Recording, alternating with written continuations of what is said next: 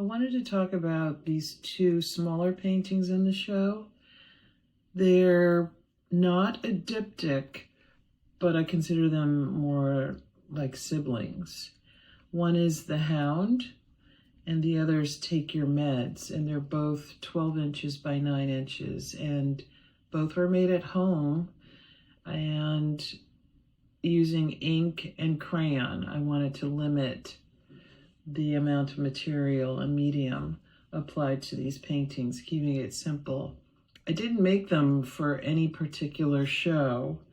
I didn't have any deadlines or anything like that, but I had some time off and I wanted to watch Game of Thrones, which I'd already seen years prior, but it was on cable again, so I wanted to watch it, and I ended up sitting through 6 seasons, and there was something about just sitting there that made me anxious. It was, an issue with idle hands, and I had all of my materials there. I worked from home, so my coffee table was all set up with my inks and crayon and a couple of extra canvases, and I thought, I can just paint through this marathon. And I've already seen it. It's the show is visually lush and beautiful, but I'd never watched it from the vantage point of purely oral. So I was only listening. I wasn't looking up at the characters. And everything that was filtering through my mind appeared on these canvases. So the work is more tedious.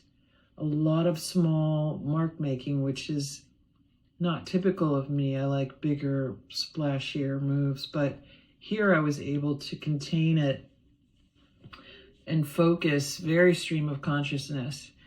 And I thought the results were surprising because this was more of an exercise, and it's good when I do things like this.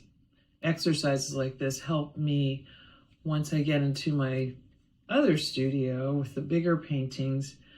I can refocus my mark making in a more micro way and integrate that into the bigger sweeping brush strokes of the larger scaled work.